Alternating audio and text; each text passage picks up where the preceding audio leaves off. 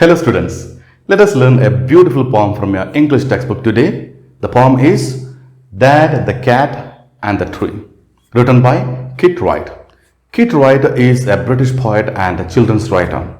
He was born on 17th June 1944. He was educated at Oxford University. He moved to Canada to work as a lecturer. In 1970, he returned to London to work as an education officer for the Poetry Society until 1975, and he is currently a full-time writer. Before we get in the poem, let me ask you some questions. Have you ever seen a cat climb a tree? Sometimes a cat may climb too high and get stuck there in the tree, and that might need someone's help to come down. Would you help that cat? If you would, how would you do that? I am sure you would not do it the way the dad in this poem did. Let us find out how did the narrator's dad help the cat come down the tree. Let us move on to the poem stanza-wise. Stanza 1. This morning a cat got stuck on our tree. Dad said, right, just leave it to me. In this first stanza of the poem, the poet tells us how the narrator's father takes the responsibility of dealing with the cat that is stuck on the top of a tree. He says, one morning a cat got stuck in the tree. On finding the cat stuck in the tree, the narrator's father told him not to worry about it, and he said he would rescue the cat by himself. And now let us move on to the second stanza.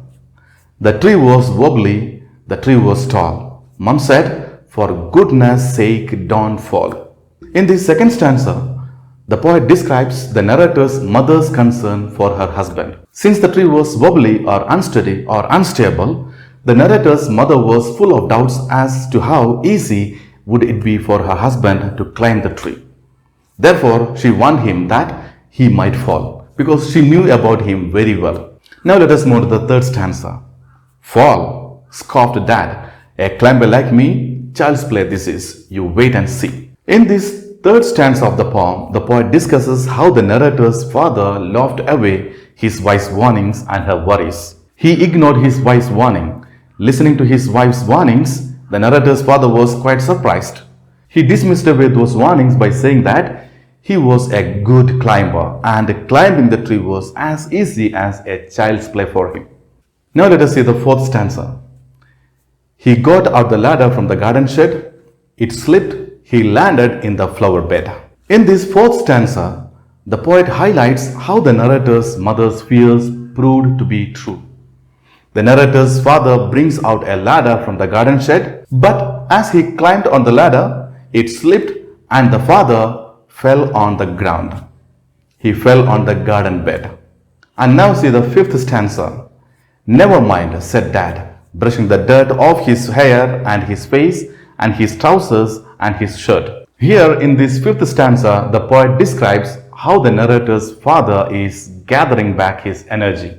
The narrator's father fell down, and when he got up, he removed the dirt from his hair and clothes, cleans his face and begins to think about another plan to bring down the cat. When plan A failed, he decided to try plan B.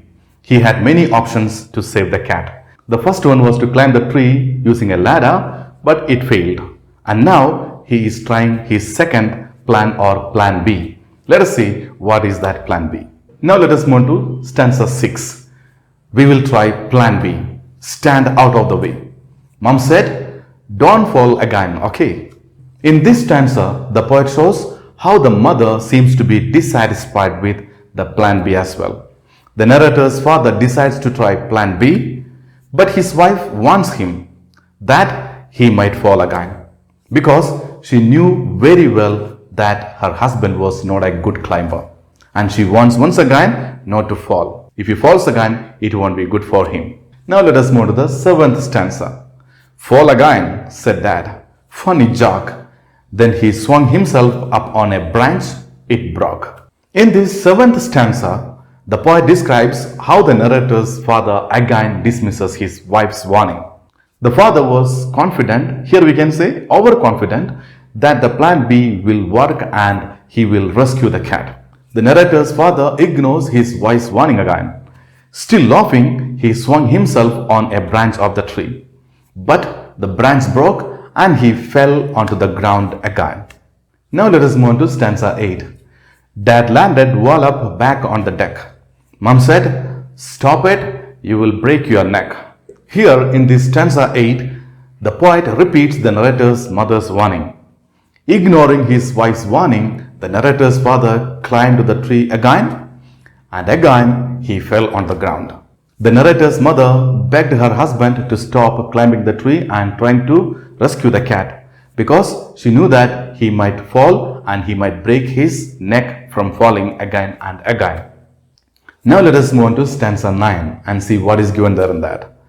Rubbish, said Dad. Now we will try plan C, easy as winging to a climber like me. Here in stanza 9, the poet highlights how the narrator's father refuses to give up his efforts to rescue the cat. He then decided to try plan C, the third plan. All the two plans already failed. Now he is going to try his third plan. Let us see whether it is going to be successful or not. And the narrator's father was still confident that being a great climber, he would succeed in bringing the cat down. In rescuing the cat, he will be succeeding. That he was confident and he was sure. Now let us move on to the 10th stanza.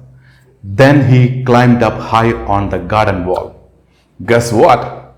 He didn't fall.